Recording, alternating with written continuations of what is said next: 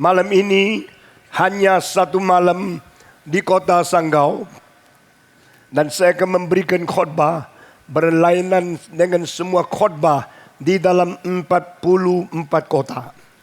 Saudara-saudara, setiap khotbah berlainan supaya menjadi satu kekayaan firman Tuhan bagi umat Kristen di Indonesia. Dari Sabang sampai Merauke, dari Kapin pertama sampai kali ke-44, saya terus memberikan khotbah yang berbeda. Sebab kita mengetahui firman Tuhan itu kaya sekali. Kalau satu hari engkau bisa mendapatkan rekaman kaset atau DVD atau CD dari 100 kota, engkau boleh simpan baik-baik dan terus menerus menikmati firman Tuhan tentang Kristus, tentang salib, tentang keselamatan, tentang pengampunan dosa, tentang kematian dan kebangkitan anak Allah yang tunggal menjadi satu-satunya juru selamat dan pengantara. Hari ini saya akan berkhotbah melalui Yohanes pasal 17 ayat 1 sampai yang ketiga. Di kota-kota seperti Taiwan, Hong Kong, dan Kuala Lumpur, Jakarta, Singapura, saya perlu 3 jam untuk 3 ayat ini. Dan hari ini saya harap bisa selesai di dalam 1 jam untuk orang di Sanggau. Saudara-saudara, Yohanes pasal 17 ayat pertama sampai ayat yang ketiga. Demikian bunyinya. Demikianlah kata Yesus. Lalu ia menengadah ke langit dan berkata, Bapa, telah tiba saatnya. Permuliakanlah anakmu supaya anakmu mempermuliakan engkau. Sama seperti engkau telah memberikan kepadanya kuasa atas segala yang hidup, demikian pula ia akan memberikan hidup yang kekal kepada semua yang telah engkau berikan kepadanya. Inilah hidup yang kekal itu, yaitu bahwa mereka mengenal engkau satu-satunya Allah yang benar, dan mengenal Yesus Kristus yang telah engkau utus. Mari kita berdoa. Bapa di dalam surga, berilah kepada hamba-Mu hikmat, berilah kepada dia kuasa dan juga kesehatan yang cukup untuk mengutarakan, memberitakan firman-Mu yang hidup pada malam ini. Demi nama Yesus Kristus, kami semua anak-anak-Mu dengan sehati di dalam nama Yesus Kristus mengusir setan keluar dari halaman ini. Dan biar Engkau sendiri bekerja melalui Roh-Mu yang kudus untuk membawa hati kami kembali kepadamu. Dengar doa kami Tuhan. Dalam nama Yesus Kristus, penebus dan juru selamat kami yang hidup, kami berdoa. Amin. Yohanes pasal 17 adalah satu-satunya pasal di antara 1174 pasal seluruh kitab suci yang seluruhnya hanya satu hal. Anak berkata-kata kepada Bapa. Kristus berada di dalam dunia, dia sering berdoa. Kadang-kadang malam berdoa suntuk di gunung. Dia sendiri berkata-kata kepada Allah Bapa. Pada waktu dia mau memanggil ke-12 rasul, dia berdoa. Pada waktu dia Getsemane, dia berdoa. Dan kalimat-kalimat doa Yesus jarang dicatat di dalam kitab suci. Kecuali pasal 17. Sepenuhnya, sempurna, seluruh pasal adalah doa anak kepada Bapa. Tidak pernah ada doa sepanjang ini yang kita bisa tahu yang dikatakan Yesus kepada Allah Bapa di surga. Ini adalah doa imam besar. Ini adalah doa gembala agung. Ini adalah doa Bapa gereja. Ini adalah doa dari raja gereja. Berdoa untuk umatnya. Berdoa untuk sekelompok orang di dalam dunia yang dimiliki oleh dia, yang direncanakan Allah sebelum dunia diciptakan. The prayer of the high priest. The prayer of the only mediator between God and man. The prayer of the greatest shepherd of the church. Siapakah gereja? Manusia yang Tuhan Allah Bapa berikan kepada Tuhan Anak. Siapakah orang Kristen? Orang yang direncanakan sebelum dunia diciptakan untuk dipilih. Dan orang yang ditebus pada waktu Yesus datang ke dunia. Dan orang yang menerima peranangan pula setelah Yesus naik ke surga. Roh Kudus turun melalui pekabaran Injil. Mereka yang bertobat dan menerima Yesus Kristus. Yesus Kristus berdoa bagi gerejanya. Yesus Kristus berdoa bagi orang Kristen dari zaman ke zaman. Dan doanya mulai dengan kalimat, ya Bapa, sudah tiba saatnya, permuliakanlah anakmu. Supaya anakmu boleh mempermuliakan namamu ya Bapa. Saya dari kecil tidak mengerti, kenapa Allah Bapa minta dipermuliakan. Kenapa Allah perlu mulia manusia? Bukankah Allah sudah mulia sempurna? Kenapa dia tidak malu minta manusia memuliakan dia? Apakah dia perlu kita memuliakan dia? Bukan saja demikian. Mengapa anak Allah minta dipermuliakan oleh Bapa yang ada di surga? Semua ini mengacaukan pikiran saya. Saya bukan seorang yang menjadi Kristen biasa. Saya bukan menjadi orang Kristen yang sembarangan boleh menjadi orang Kristen. Saya tidak gampang menjadi orang Kristen. Umur 15, umur 16, saya sudah menerima komunisme, menerima evolusionisme, menerima ateisme, menerima dialektikal materialisme, menerima semua filsafat-filsafat yang paling mutakhir pada waktu itu. Kalau saya baca kitab suci, semua ayat-ayat yang tidak mengerti, saya tidak habis-habis mikir ini masuk akal atau tidak.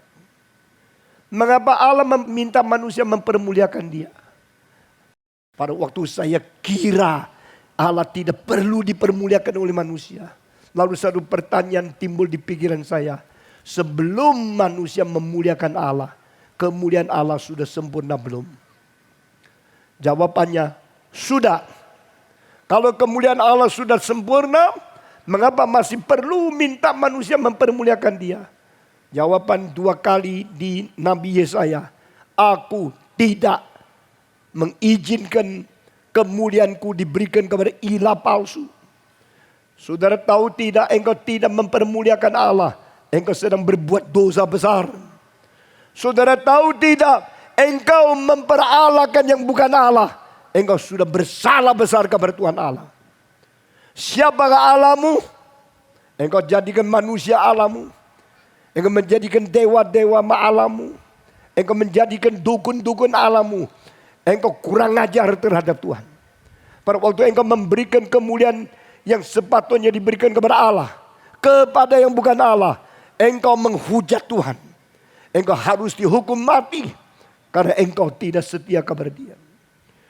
Maka Tuhan mengatakan, muliakanlah aku. Bukan karena Tuhan perlu dimuliakan, karena Tuhan tidak mau engkau memberikan kemuliaan yang sepatutnya diterima oleh Tuhan Allah kepada yang bukan Allah. Selain aku tidak ada Allah. Akulah Allah yang Esa. I'm the only God. Besides me there is no God. Ini ajaran yang paling penting menjadi dasar iman kita pertama. Percaya kepada Allah yang Esa. Saudara-saudara.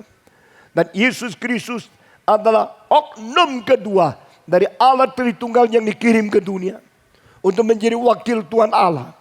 Jika engkau percaya Allah Esa, tapi tidak percaya Yesus Kristus, Allahmu tidak pernah menyatakan cinta kasih yang konkret untuk membuktikan Dia peduli hidup manusia. Allah yang sejati adalah Allah yang peduli hidup manusia. Maka Dia memberikan anak yang tunggal ke dalam dunia ini untuk menjadi wakilnya, memancarkan sinar, menyatakan kemuliaan ilahi. Supaya setiap orang yang mengenal Yesus Kristus mengetahui diri Allah melalui Kristus. Dan Yesus adalah yang paling memuliakan Allah. Dan Dia mewakili manusia yang sejati. Karena sejak Adam sampai sekarang semua sudah gagal. Semua sudah meninggalkan Tuhan. Semua sudah melupakan Tuhan. Tetapi sungguh-sungguh yang menjadi wakil manusia di hadapan Tuhan Allah, sekaligus menjadi wakil Allah di hadapan manusia, adalah Yesus Kristus. Allah menjadi manusia. Di sini Yesus minta Allah memuliakan Dia. Saatnya sudah tiba. Permuliakanlah anakmu ya Allah Bapa. Saya mau tanya, mengapa Yesus minta dipermuliakan? Mengapa Dia perlu dipermuliakan? Jawaban satu-satunya adalah Dia adalah Allah yang sementara menjadi manusia, tetapi tidak diterima sebagai Allah, juga tidak dihormati sebagai manusia. Yesus adalah manusia yang paling malang. Yesus adalah manusia yang paling dihina. Lahir di tempat binatang, mati dipaku seperti perampok. Yesus dihina di dalam sejarah. Yesus menerima kemalangan terbesar di dalam sejarah manusia. Dia tidak sepatutnya diperlakukan seperti ini. Dia orang yang paling agung. Dia orang paling bijak. Dia orang paling adil. Orang paling penuh cinta kasih. Orang begitu besar. Kenapa dihina? Karena engkau dan saya. Karena mengganti engkau dan saya, Yesus rela dihina seperti ini. Dia datang ke dalam dunia tidak pernah menerima hak asasi manusia yang hormat. Dia datang ke dunia tidak pernah diperlakukan sebagai manusia yang sepatutnya. Dia menerima segala sengsara. Dia disebut sebagai the son of the sorrows, the man of the griefs. Di dalam Yesaya pasal 53. Anak sengsara. Manusia penuh dengan segala kesusahan. Jika engkau susah, aku menderita sengsara, kita mempunyai segala kesulitan, adalah karena kita orang fasik. Maka orang fasik banyak kesulitan. Tapi Yesus Kristus menerima segala kesulitan, kesengsaraan. Sama sekali bukan karena dia berdosa. Dia menerima sengsara, kesulitan. Karena dia mewakili engkau dan saya. Dan dipukul oleh Tuhan Allah. Yesaya pasal 53 ayat 10. God crush him. Tuhan menjatuhkan segala hukuman dosa. Dan Tuhan menekankan dia. Tuhan dengan kemauan yang keras untuk menghancurkan Yesus Kristus. Karena apa? Mengganti engkau dan saya. Seorang yang begitu menderita. Seorang menderita sengsara begitu banyak. Yang tidak sepatutnya diperlakukan, dihina seperti ini. Dialah satu-satunya yang berhak berkata kepada Tuhan Allah. Saatnya sudah tiba. Permuliakanlah anakmu. Yesus berhak minta dipermuliakan. Karena memang di dalam kegagalan, dia adalah raja di atas segala raja. Dia adalah Tuhan di atas segala yang dipertuan. Dia adalah sang anak yang mulia. Dia adalah wakil Allah di dalam alam semesta. Dia adalah cahaya kemuliaan Allah yang mempunyai zat ilahi di dalam dirinya dia sendiri. Itu sebab Yesus harus dipermuliakan. Maka pada waktu dia setelah selesai 3,5 tahun melayani dunia, melakukan mujizat, menyembuhkan orang sakit, memberikan pengajaran Tuhan, mendatangkan kerajaan surga kepada manusia. Dan akhir dia berdoa kepada Allah Bapa, permuliakanlah anakmu. Inilah ayat pertama. Dan ayat kedua Yesus berkata, sebagaimana engkau pernah memberikan kuasa kepada dia untuk mentaklukkan segala sesuatu yang kau cipta di dalam alam semesta. Saudara-saudara sekalian, saya mau tanya apakah arti kalimat ini? Saya dengan serius memikir, merenungkan dengan berjam-jam. Saya mau tahu apa ayat ini, apa artinya. Pernahkah Tuhan Allah memberikan kuasa kepada Yesus untuk menaklukkan segala sesuatu di dalam sejarah? Pernahkah Allah mentaklukkan segala sesuatu di bawah kaki Yesus? Sehingga dia menguasai atas segala sesuatu yang diciptakan oleh Allah. Saudara-saudara, itu sebenarnya adalah hak yang Tuhan berikan kepada Adam sebelum Adam jatuh di dalam dosa. Tuhan berkata, aku akan menciptakan manusia menurut peta teladan kita. Lalu mentaklukkan semua burung di atas angkasa. Semua binatang melata di bumi. Dan semua ikan yang berenang di dalam air. Serahkan di bawah Adam. Maka bawalah semua binatang ke hadapan Adam. Dan Adam memberi nama kepada binatang-binatang. Memang Allah memberikan segala sesuatu ditaklukkan di bawah manusia. Tetapi Adam tidak sukses. Adam melanggar Tuhan. Adam melawan perintah Tuhan. Adam melanggar janji dengan Tuhan. Akhirnya diusir keluar dari Taman Eden. Dan semua keturunan Adam menjadi orang berdosa yang melawan Tuhan. Seperti engkau dan saya. Itu sebab Tuhan harus mentegakkan manusia yang baru. Manusia satu lagi. Untuk merebut kembali kuasa yang pernah dijanjikan kepada Adam.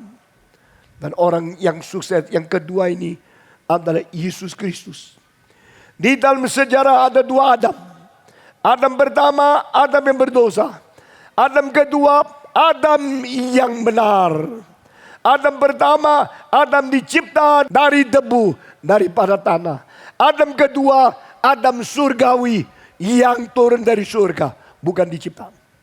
Saudara-saudara, kedua Adam ini, satu membawa seluruh manusia ke dalam kegagalan. Yang satu membawa kita kepada kemenangan dan membalikkan kita kembali ke surga. Jikalau Yesus Kristus tidak menjadi Adam kedua, tidak ada pengharapan umat manusia kembali kepada Tuhan Allah.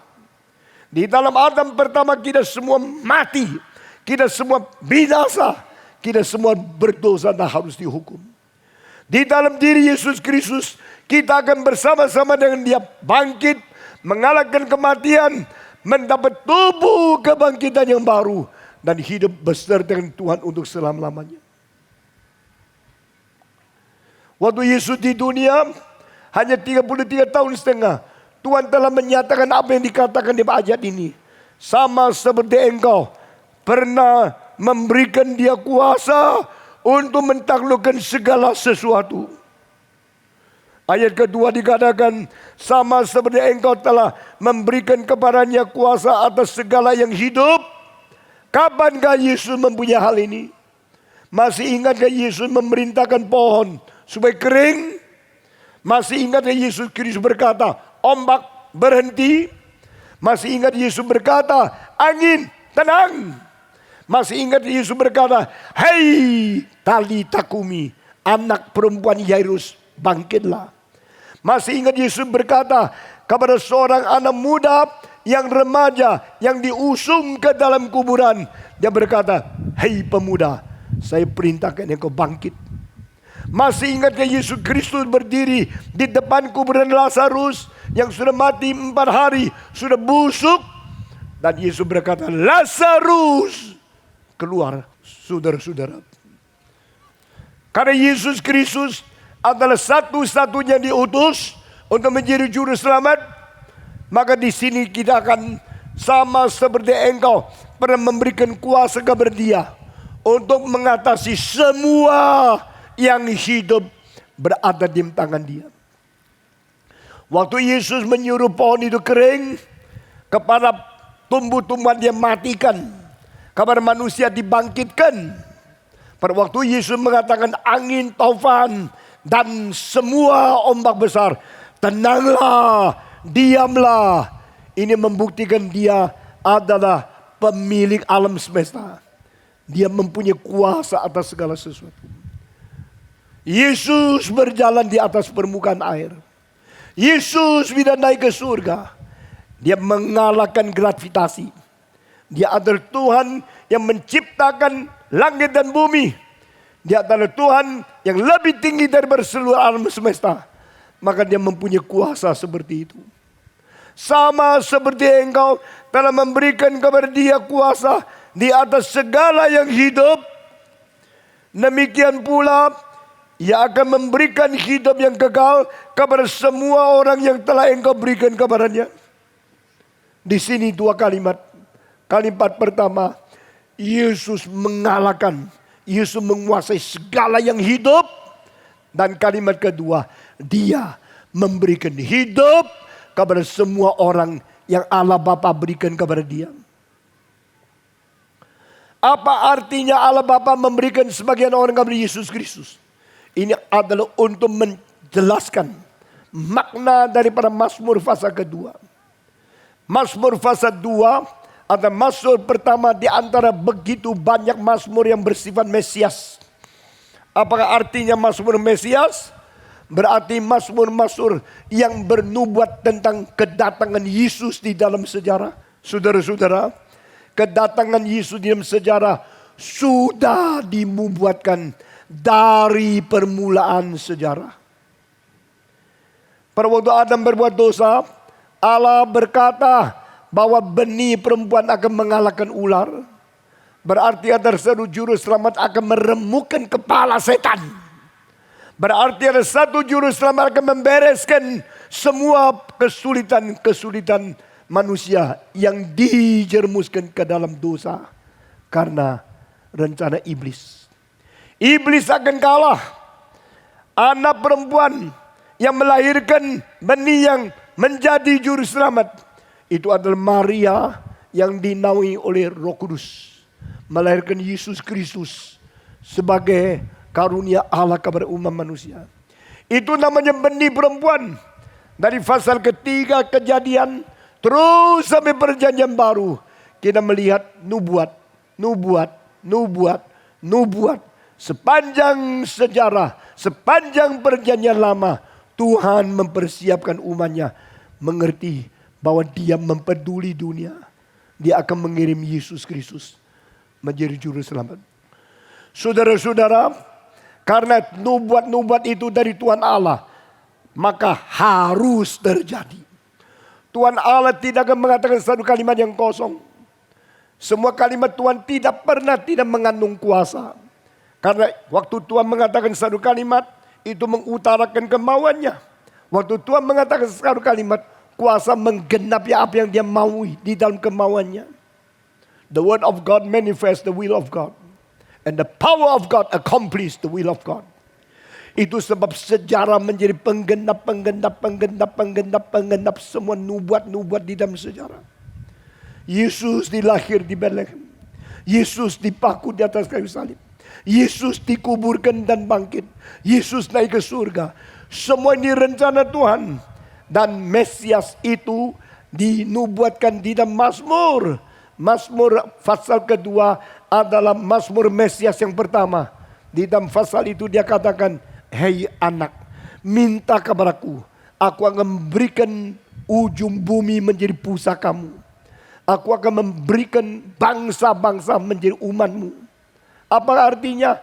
Allah Bapa memberikan dari segala bangsa orang Kristen yang percaya kepada Yesus Kristus menjadi milik Yesus Kristus, yaitu gereja yang kudus dan am. Tidak peduli engkau Katolik, Protestan, karismatik atau apa. Jikalau engkau sungguh-sungguh mengerti firman Tuhan, jangan ditipu oleh pendeta yang tidak bertanggung jawab sembarangan khotbah. Kalau engkau sungguh-sungguh membaca kitab suci dan mengerti, engkau menjadi orang Kristen yang sejati, engkau adalah diberikan Allah Bapa kepada Yesus Kristus menjadi pusakanya. Amin. Orang Kristen milik Kristus. Dan milik Kristus milik Bapa. Dan milik Bapa milik Kristus. Bapa memberikan orang Kristen dari segala bangsa, segala bahasa, segala sudut, segala negara menjadi pusaka yang dikaruniakan dari Yesus Kristus. The eternal gift, the eternal people, the eternal people of the eternal kingdom I've given you. Allah Bapa memberikan semua bangsa, semua bahasa, semua sudut, semua negara, dari kampung, dari desa, dari kota besar, dari negara apa saja. Orang yang sungguh-sungguh beriman menjadi milik Kristus. Saya milik Kristus, engkau milik Kristus. Dan saya mau tanya, bagaimana engkau tahu engkau milik Kristus? Karena engkau dibaptis. Alkitab mengatakan Simon Magus yang dibaptis belum diselamatkan. Jangan sombong karena engkau dibaptiskan. Alkitab mengatakan perampok di atas kayu salib belum dibaptiskan, dia masuk kerajaan surga. Jadi jangan membanggakan diri karena engkau dibaptis. Jangan hebat karena papamu pendeta. Pendeta pertama yang masuk neraka namanya Yudas. Pendeta Yudas, pendeta pertama masuk neraka karena korupsi. Kamu yang menjadi pejabat-pejabat, kalau korupsi tempatmu ada di neraka. Kamu yang menjadi pendeta-pendeta, kalau kamu korupsi, tempatmu ada di neraka. Tuhan tidak menerima suapan. Tuhan tidak berkompromi. Jangan bermain-main dengan Tuhan. Saudara-saudara, kalau engkau menjadi pejabat hanya untuk mendapatkan kesempatan untuk menjadi orang koruptor, lebih baik engkau bertobat atau Tuhan suruh engkau mati saja. Jika engkau mau menjadi orang Kristen yang sejati, jujur, bertobat. Karena mengapa harus binasa?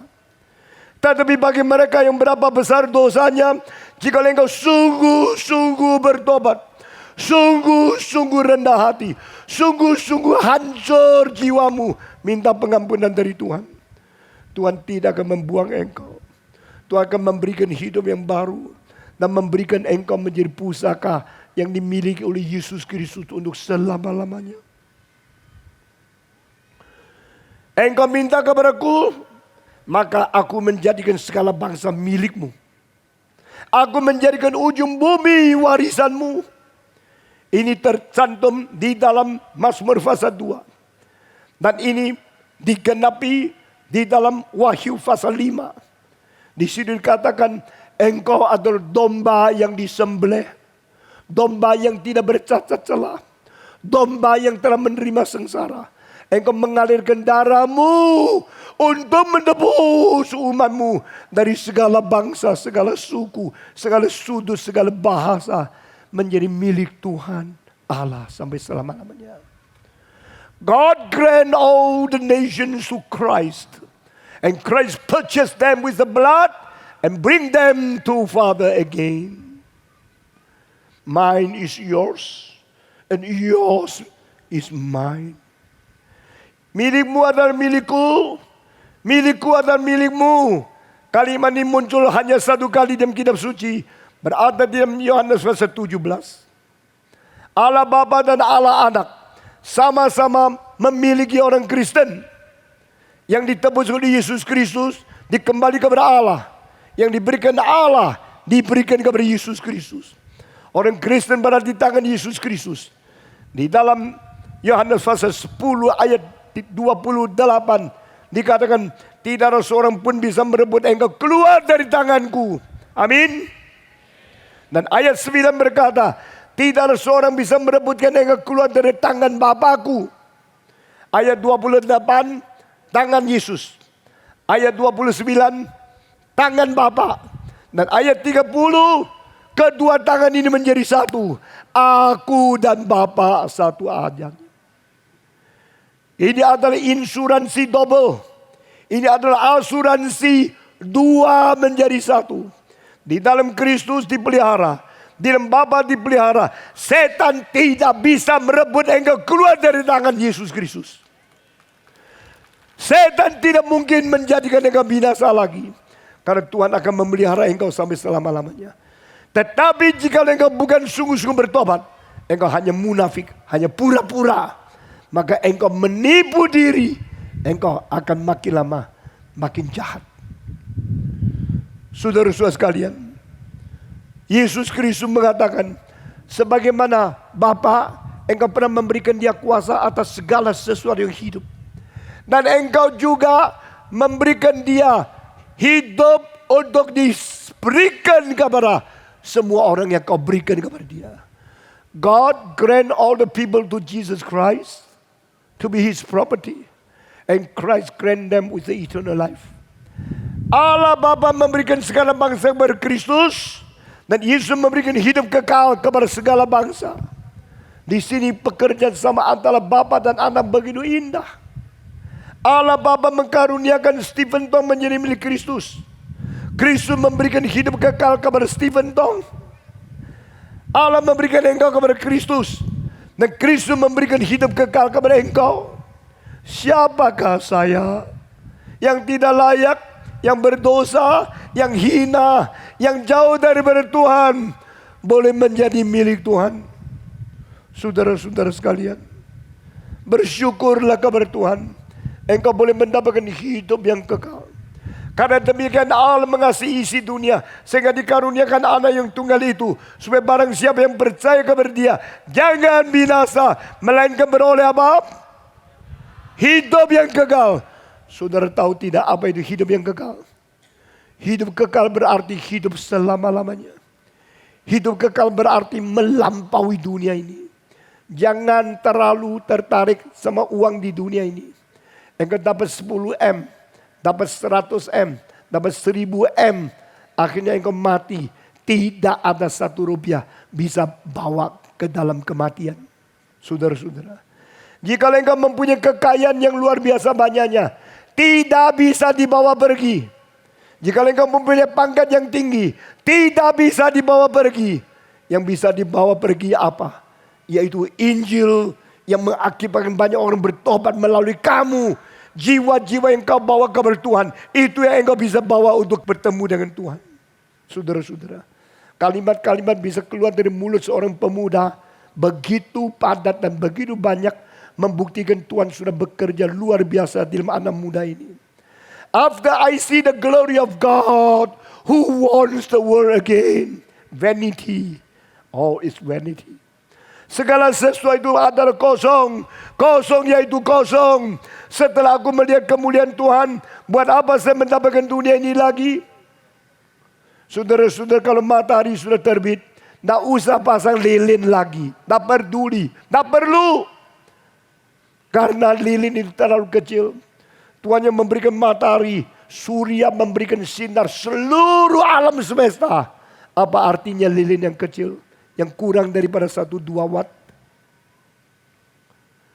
Kalau kita mengerti Tuhan, mencintai Tuhan, dan mendapatkan kemuliaan Tuhan, kita tidak tertarik lagi oleh dunia. Meskipun kita masih memerlukan uang, tapi ini bukan menjadi daya tarik. Kalau Stephen Tong mau kaya, tidak menjadi pendeta. Kalau Stephen Tong mau menjadi orang yang makmur, yang kaya, saya tidak pilih menjadi hamba Tuhan. Tapi saya berkata, saya lebih kaya dari konglomerat siapapun di dalam seluruh dunia. Karena saya melihat kemuliaan Tuhan.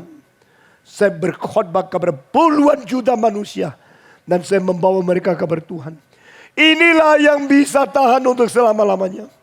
Engkau aku utus, bukan engkau yang memilih aku. Tapi aku yang milih engkau. Nah, aku mengutus engkau untuk berbuah supaya buahmu bisa tetap. Amin. Biar engkau menjadi orang Kristen yang berbuah. Orang Kristen membuah Roh Kudus. Berbuah keadilan, berbuah kebenaran, berbuah cinta kasih, berbuah akan segala cahaya daripada Tuhan. Dan berbuah Roh Kudus. Kalau engkau berbuah Roh Kudus, berbuah Injil, berbuah kebenaran, berbuah cahaya terang, maka buah-buah semua yang tetap ini akan disimpan di gudang Tuhan sampai selama-lamanya, tidak layu, tidak rusak. Yesus Kristus berkata di sini, sebagaimana engkau memberikan orang-orang kepada Dia, dan Yesus Kristus, Dia ini memberikan hidup kekal kepada mereka. Tuhan mengkaruniakan engkau kepada Kristus, Kristus memberikan hidup kekal kepada engkau. Dan hidup kekal adalah hidup selama-lamanya. Hidup melampaui segala sesuatu di dunia. Dunia dan segala nafsu dunia akan lewat. Hanya mereka melakukan kehendak Allah selama-lamanya. Dunia beserta segala nafsu dunia akan lenyap. Hanya mereka yang melakukan kehendak Allah kekal selama-lamanya. Berapa hari ini saya memikirkan, who are those people live forever and ever? Who? What is the qualification? Why they can live forever? Siapa yang hidup untuk selama-lamanya? Semua orang mati, tapi Allah menjanjikan orang yang menerima Yesus Kristus mendapatkan hidup yang kekal, akan hidup terus-menerus beserta dengan Tuhan sampai selama-lamanya. Puji Tuhan. Apakah engkau menginginkan hidup seperti itu? Apakah engkau menginginkan hidup beserta dengan Tuhan untuk selama-lamanya? Demikian Allah mengasihi isi dunia, sehingga dikaruniakan anak yang tunggal itu, supaya barang siapa yang percaya kepada Dia jangan binasa, melainkan beroleh hidup yang kekal. Kita bersyukur kepada Tuhan, kita diberikan hidup yang kekal. Hidup yang kekal diberikan melalui kematian dan kebangkitan Kristus. Kemarin saya berkhotbah di Ngabang. Saya berkhotbah apa artinya diperandakan pula oleh Roh Kudus. Definisi diperandakan pula Roh Kudus, roh yang dari surga turun ke dalam dunia, lalu bekerja memberikan hidup kekal kepada mereka mendengar Injil tentang kematian dan kebangkitan Kristus dan bertobat menerima Dia sebagai juru selamat. Holy Spirit give the new life to those who listen to the word of God concerning the death and the resurrection of Christ and repent before Him and accept Christ as their personal Savior. Jika engkau tidak dengar firman, tak mungkin engkau beriman. Jika engkau tidak dengar firman tentang Yesus, engkau tidak mengenal Tuhan. Jika engkau mendengar Kristus, tidak mengetahui Dia mati bagimu, engkau tidak ada bagian di dalam pengampunan dosa. Jika engkau tidak percaya Dia bangkit pula dari kematian, engkau tidak pernah mengenal kuasa Tuhan. Dan jika engkau sudah menerima Yesus, mendengar firman tentang Dia mati dan bangkit, tapi engkau tidak sungguh-sungguh berlutut di hadapan Dia, mengaku dosa, menerima sebagai juru selamat, menerima Dia sebagai Tuhanmu, engkau tidak mungkin ada hidup kekal. Barang siapa yang mendengarkan firman tentang Yesus yang mati dan bangkit dan bertobat, mengaku dosa, menerima Dia bagi suru selamat, orang itu diberikan Roh Kudus, hidup yang kekal. Ini namanya diperanakan pula. Saudara-saudara sekalian, ini ayat kedua. Sebagaimana Engkau telah memberikan Dia kuasa lebih tinggi dari segala yang hidup, dan Dia pun memberikan hidup kepada orang-orang yang Kau karuniakan kepada Dia. God the Father grant us to Jesus, and God the Son grant us eternal life in our heart. Kita menjadi orang yang ada hidup kekal karena Kristus yang mati dan bangkit memberikan hidup-hidup kepada kita. Saya sudah selesai 2 ayat. Sekarang saya khotbah tentang ayat ketiga. Baru khotbah ini sempurna selesai. Ayat ketiga di dalam Yohanes pasal ke-17 berkata demikian. Ayat yang kedua, sama seperti Engkau telah memberikan kepadanya kuasa atas segala yang hidup, demikian pula Dia akan memberikan hidup yang kekal kepada semua orang yang telah Engkau berikan kepadanya. Ayat ketiga, inilah hidup yang kekal, yaitu bahwa mereka mengenal Engkau, satu-satunya Allah yang benar, dan mengenal Yesus Kristus yang telah Engkau utus. Inilah hidup yang kekal. What is eternal life? Hidup yang kekal mengandung 2 hal. Mengenal Allah dan mengenal Yesus Kristus. Yang hanya mengenal Allah tidak mengenal Yesus, tidak ada hidup yang kekal. Yang hanya mengenal Yesus tidak mengenal Allah, tidak ada hidup yang kekal. Inilah hidup yang kekal, yaitu mengenal Engkau, Allah yang satu-satunya, Allah yang benar, dan mengenal Yesus yang Kau utus ke dalam dunia. Saudara-saudara, ayat ketiga ini penting sekali. Pada waktu Yesus berdoa kepada Allah Bapa, seluruh pasal ini 3 ayat yang paling bermula menjadi kunci. How can you be a Christian? Bagaimanakah kita menjadi orang Kristen? Bagaimana kita pasti kita mempunyai hidup yang kekal? Semua manusia di dunia tidak ada pegangan. Semua pendiri agama tidak ada jaminan. Kongfucu mengatakan, kalau bersalah kepada langit, tidak yang bisa yang berdoa bagi kamu. Tidak ada pengharapan. Orang yang sudah berdosa, bersalah kepada Tuhan, tidak ada pengharapan. Tidak ada orang bisa berdoa bagi engkau di hadapan Tuhan Allah. Yesus Kristus satu-satunya yang berkata, Bapa ampuni mereka, karena apa yang mereka berbuat mereka tidak tahu. Yesus berkata kepada murid-muridnya, di mana aku berada, engkau juga berada. Karena aku hidup, engkau juga hidup. Yesus berkata, aku datang dari Bapa, masuk ke dalam dunia, dan aku meninggalkan dunia, kembali kepada Bapa. Yesus mempunyai jaminan, mempunyai kepastian, karena Dia adalah Allah menjadi manusia. Dia adalah satu-satu pengantara, satu-satu juru selamat di tengah-tengah Allah dan manusia. Siapakah yang mati bagimu? Siapa yang bangkit mengganti engkau? Tetapi Yesus Kristus mati bagimu. Siapakah dari Allah Bapa? Yesus berkata, aku dari Bapa. Aku datang ke dunia. Aku meninggalkan dunia. Aku kembali kepada Bapa. Dan barang siapa mengikuti aku, dia tidak berjalan diam kegelapan. Dia akan menemukan terang hidup. Karena yang ikut aku bawa mereka kembali kepada Bapa. Aku pergi menyediakan tempat bagimu. Jika aku sudah pergi menyediakan tempat, aku akan datang kembali membawa engkau. Aku tidak akan meninggalkan engkau menjadi anak piatu. Amin.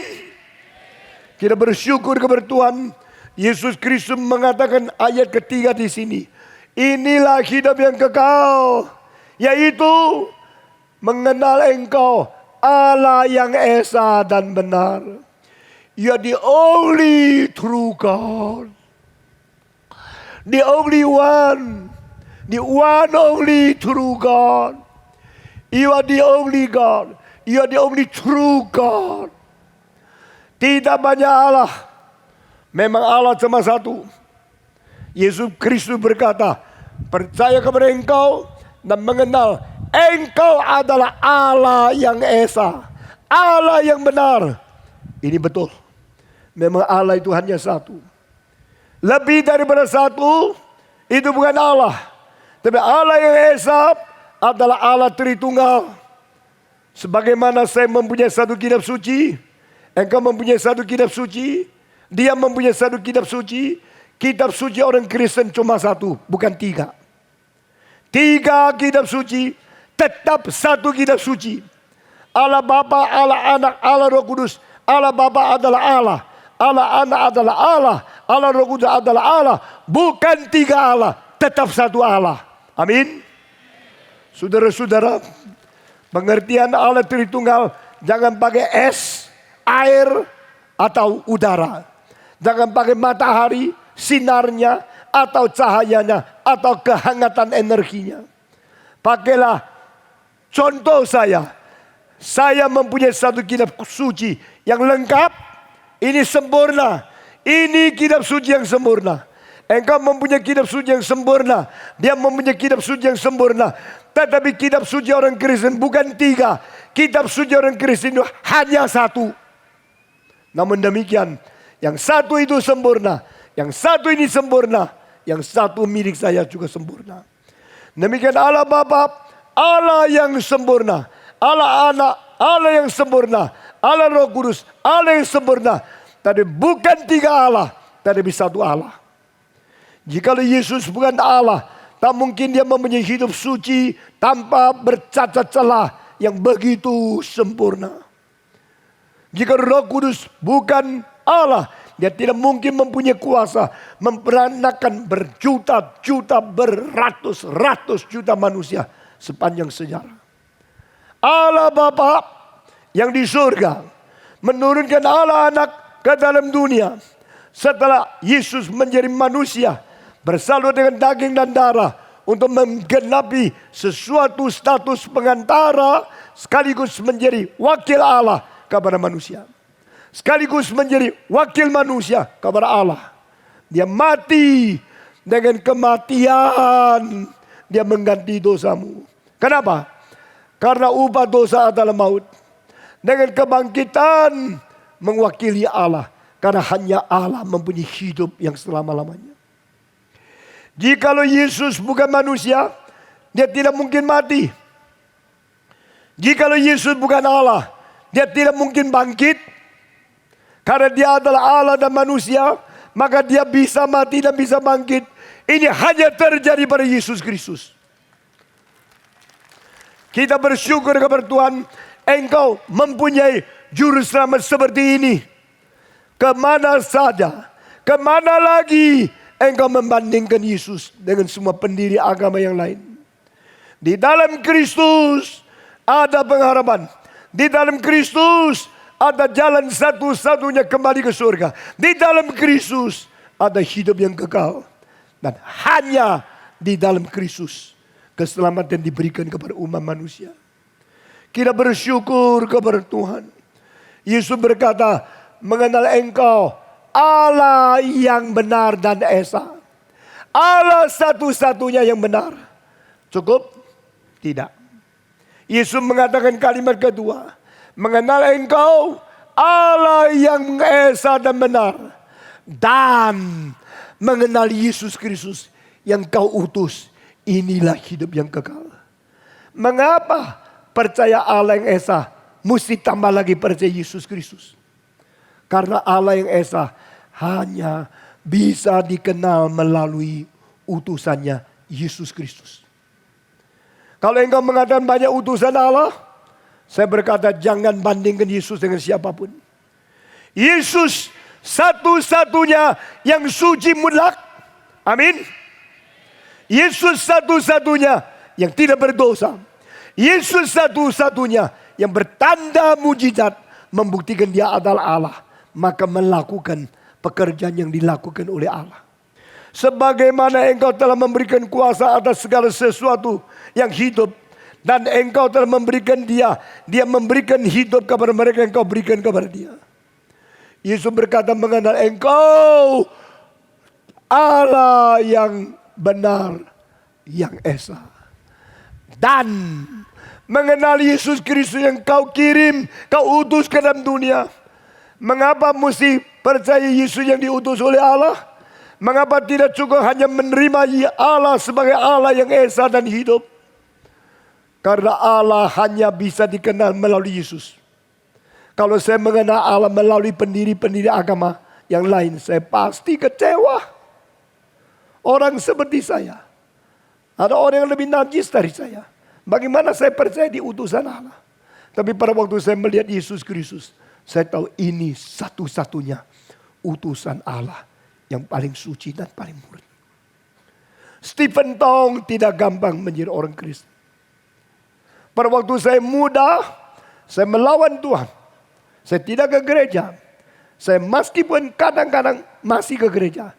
Tapi hati saya sudah menyeleweng jauh dari Tuhan. Saya terima evolusi. Saya terima ateisme. Saya terima dialektika materialisme. Saya terima Karl Marx. Saya terima Lenin. Saya terima Stalin. Saya terima Engels. Saya terima Mao Zedong. Tetapi pada satu hari, waktu firman Tuhan bercahaya di dalam hati saya, kemudian Kristus saya melihat di atas kayu salib melalui kematian dan kebangkitannya, saya mengetahui di luar Kristus tidak ada orang mengenal Tuhan Allah. Mengenal engkau Allah yang esa dan benar, dan mengenal Yesus Kristus yang kau utus, inilah hidup yang kekal. Saudara-saudara, hanya satu Allah. Di antara satu Allah dan manusia, hanya satu juru selamat, yaitu Yesus Kristus. Saudara-saudara, di dalam dunia banyak macam agama, dan agama-agama berusaha menggeser prinsip ini. Only one God and only one mediator. Ada agama yang mengatakan hanya satu Allah, lalu tidak ada Yesus. Itu berarti menggeser, mengantara di tengah-tengah manusia dan Allah. Alkitab mengatakan hanya satu Allah dan hanya satu pengantara. Ada agama yang mengatakan tidak perlu pengantara ini. Mereka menggeser Yesus. Tidak bisa. Ada yang tidak menggeser, tapi tambah Maria, tambah orang suci, tambah jasa-jasa orang sanctus. Itu juga tidak bisa. Kita tidak boleh menyingkirkan Kristus yang menjadi satu-satunya pengantara antara manusia dengan Allah. Kita juga tidak perlu menambah-tambah yang lain untuk menjadi penengah di tengah-tengah kita dan Yesus Kristus. Cukup hanya melalui satu pengantara. Cukup hanya melalui satu juru selamat. Kita kembali kepada Allah Bapa. Dan juru selamat ini adalah juru selamat yang dipaku di atas kayu salib. Petrus tidak mati bagi aku. Paulus tidak mati bagi aku. Maria tidak mati bagi aku. Satu-satunya mati bagi aku. Siapa? Yesus Kristus. Satu-satunya mengganti aku. Yesus Kristus. Mau apa lagi? Mau tambah lagi siapa? Orang suci. Orang sanctus. Tidak perlu. Hanya satu. Dan satu ini pengantara. Mengenal satu-satu pengantara. Dan melalui satu-satu pengantara kembali kepada Allah, engkau mendapat hidup yang kekal. Tidak ada jalan lain. Tidak perlu pengantara lain. Hanya satu. Saudara-saudara, demikian doa Yesus di hadapan Allah Bapa. Injil Yohanes pasal 17 ayat ketiga. To know you the only true God. And to know Christ Jesus whom you have sent.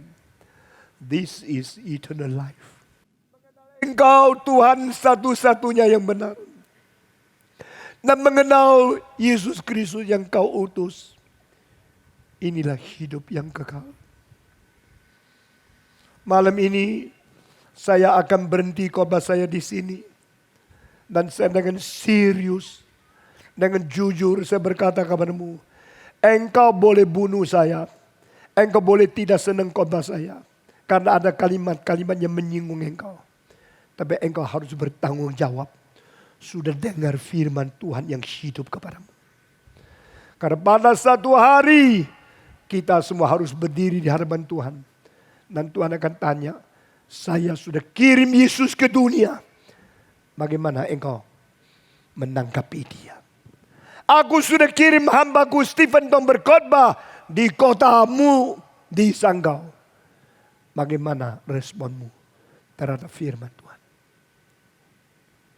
Saya akan mengakhiri khotbah ini dengan satu ayat firman Tuhan. Lalu saya serahkan semua kepada Tuhan Allah. 1 Timotius pasal 2 ayat yang kelima. Saya akan membaca satu kali.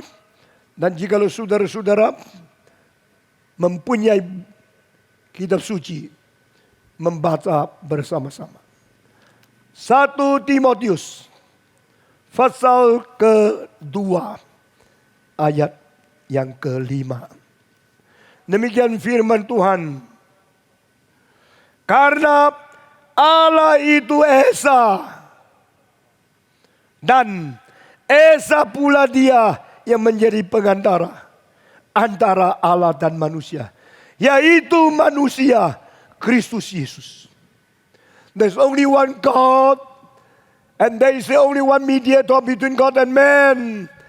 And that only mediator is Christ, who himself became man. Hanya satu Allah. Allah itu Esa adanya. Dan Esa pula pengantara. Di tengah-tengah Allah dan manusia. Hanya satu pengantara. Yaitu Kristus yang sendiri pernah menjadi manusia. Saya berhenti khotbah di sini. Saya mewakili Tuhan menanya engkau. Demikian serius. Demikian sungguh-sungguh. Kitab suci sudah diberitakan kepada engkau. Nah malam ini engkau bertanggung jawab. Merespons kepada Tuhan. Maukah engkau sungguh-sungguh menerima Yesus sebagai juru selamatmu pribadi? Maukah saudara? Maukah saudara? Hanya satu Allah. Hanya satu juru selamat. Saya tidak memanggil engkau maju ke depan lagi. Tapi saya memberikan kesempatan terakhir. Bagi siapa yang berkata, Tuhan, saya sudah dengar, saya sudah jelas. Inilah firman-Mu yang begitu berkuasa. Saya membuka hatiku, menerima Yesus menjadi juru selamatku, pengantara yang sejati di hadapan Tuhan Allah. Yang mau menerima Tuhan sebagai juru selamat, dipersilakan dengan hormat. Angkat tangan saudara. Sekarang yang beriman kepada Kristus, menerima Yesus sebagai pengantara, angkat tangan saudara. Siapakah? Siapakah lagi? Tempat yang jauh. Siapa berkata saya juga mengaku Kristus sebagai juru selamatku, sebagai Tuhan pengantara satu-satunya. Angkat tangan saudara. Puji Tuhan. Puji Tuhan. Kiranya perkataan manusia berhenti. Perkataan Roh Kudus terus bekerja di hati manusia. Firman Tuhan sudah berhenti malam ini. Firman Tuhan mengikat engkau sampai berjumpa dengan Tuhan Yesus. Tangan diturunkan, mari kita berdiri. Dan kita berdoa bersama-sama di hadapan Tuhan. Semua ikut saya berdoa. Semua merendahkan hati. Semua mengikhlaskan jiwamu. Semua bicara ikut setiap kalimat yang saya ucapkan. Bapa di dalam surga. Saya berterima kasih. Karena Engkau Allah yang Esa. Engkau Tuhan yang benar. Engkau Tuhan Allah yang kekal. Yang menciptakan langit dan bumi. Dan mengirim Yesus Kristus. Satu-satunya pengantara ke dalam dunia. Menjadi juru selamatku. Oh Tuhan, pada malam ini saya sudah mendengar firman-Mu yang telah menyegarkan aku, memperbarui imanku. Kiranya Tuhan terima saya, orang yang datang kepadamu, menerima Tuhan Yesus sebagai juru selamatku untuk selama-lamanya. peliharalah saya sampai berjumpa dengan Tuhan. Menjadi orang Kristen yang baik. Dalam nama Yesus Kristus, saya telah berdoa.